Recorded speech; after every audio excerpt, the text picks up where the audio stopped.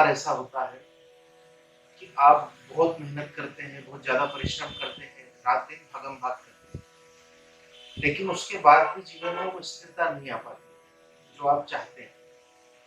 या कई बार ऐसा भी होता है कि आपको समझ ही नहीं आता है कि आपको करना क्या चाहिए।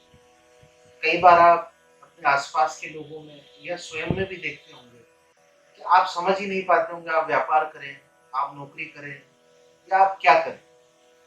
मन बार-बार बदलता रहता है, मन आपको कभी सही सलाह नहीं दे पाता।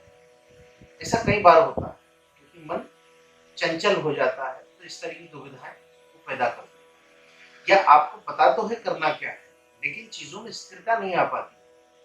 आप कोई व्यापार कर रहे हैं, उसमें स्थिरता नहीं आ पाती है, आप नौकरी कर रहे हैं, उसमें स्थिरता नहीं आ पाती है। हाँ, प्रमोशन हो जाए नौकरी में तो अच्छी बात है, लेकिन आप स्थिर हैं, सालों से उसी जगह पर स्थिर हैं। या व्यापार उतनी प्रगति नहीं कर पाता जितनी आप चाहते हैं। और इसके अतिरिक्त एक दुविधा और होती है कि आप जो है बार-बार व्यापार बदलते हैं।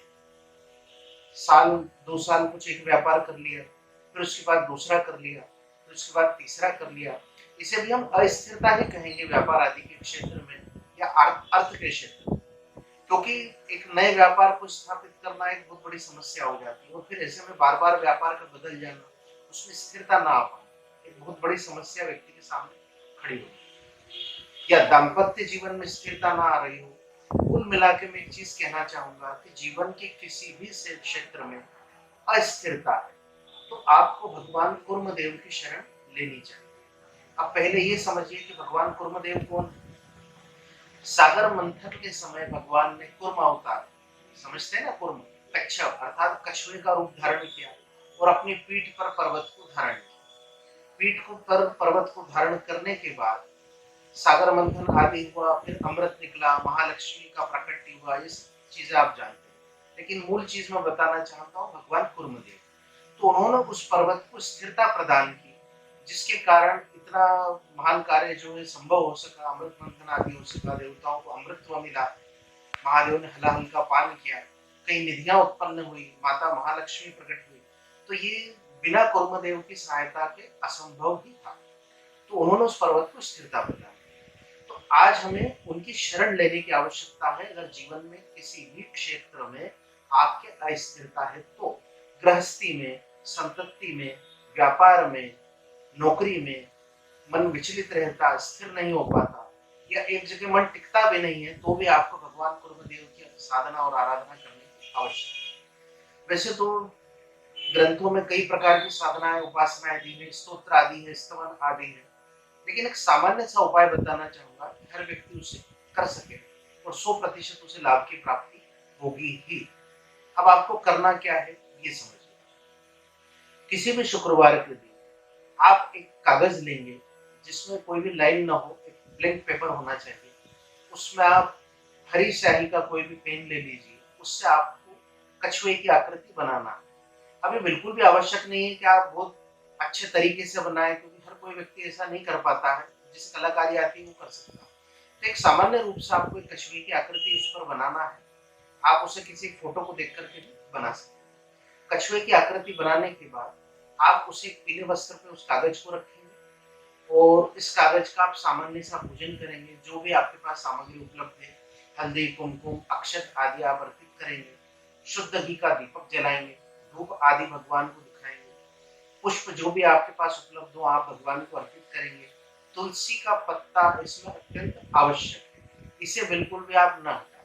तो तुलसी का पत्ता आप भगवान को चढ़ाएंगे।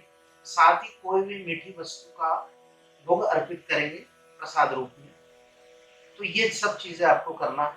उसके बाद फिर जो मैं मंत्र आपको बता रहा हूँ, बड़े से ध्यान से सुनिएगा। इसे आप कम से कम 10 मिनट हाथ जोड़ करके जप करेंगे। कम से कम 10 मिनट। आप अधिक करते हैं कोई समस्या नहीं है, ना आपको प्रतिदिन ज्यादा टाइम को लेकर के चलना है। श्रद्धा के अनुसार करना है, पर 10 मिनट से अधिक ही होना चाहिए।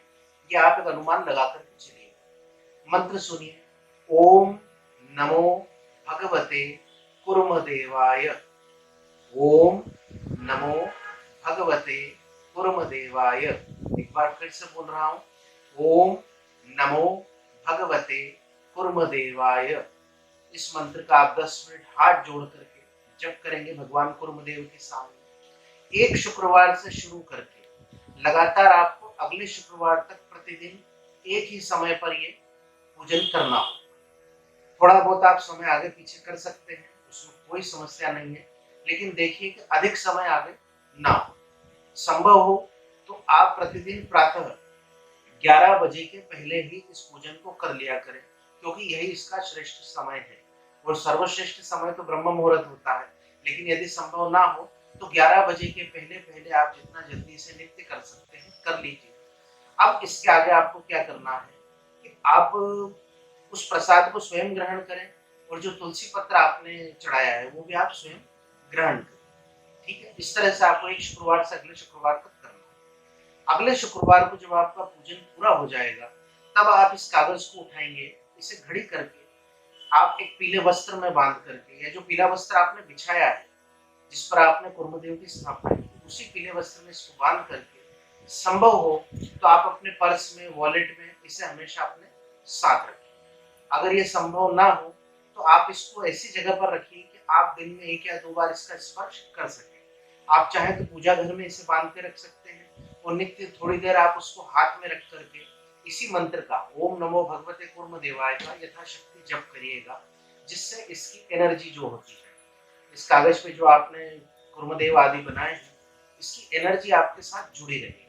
तो नित्य आप थोड़ा जब भले ही 10-11 बार कर लीजिए, 21 बार कर लीजिए, 51 बार कर लीजिए, आपकी श्रद्धा पे निर्भर करता है। तो आप इसको पूजा घर में भी रख सकते हैं, अपने वॉलेट या पर्स में भी रख सकते हैं। तो इस तरह से ये आपके जीवन में स्थिरता लेकर।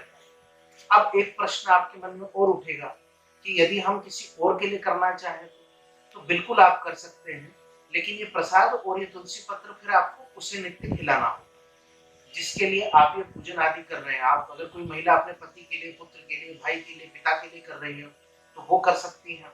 कोई पुरुष किसी के लिए कर रहा है तो जिसके लिए भी किया जा रहा है ये तुलसी का पत्र और वो प्रसाद उसे ही नित्य आपको खिलाना होगा। इस प्रकार से आप करिए, किसी भी प्रकार से शंका कुशंकाओं में उलझने की आवश्यकता नहीं है।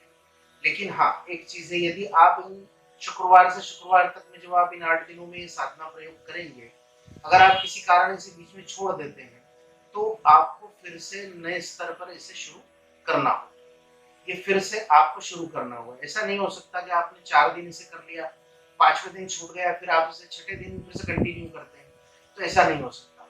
आपको इसे बिना कोई गैप किए पूरे 8 दिनों तक करना ही होगा। किसी कारण ये छूट जाता है, फिर से आप इसे शुरू कीजिए उसी कागज पे, नया कागज बनाने की आवश्यकता नहीं है। स्त्रियों को यदि रजस्वला हो जाती है, अगर वो समय बीच में आ जाता है तो स्त्रियां उस समय बीच में छूट ले सकती हैं और आगे से इस साधना को कंटिन्यू कर सकती है। उन्हें नए सिरे से इसे करने की कोई भी आवश्यकता नहीं होगी। लेकिन आलस्यवश इसे न त्यागे, अन्यथा आपको शुरू से इसे आरंभ करना होगा। ठीक है, आज के लिए इतना ही। जगदम्ब।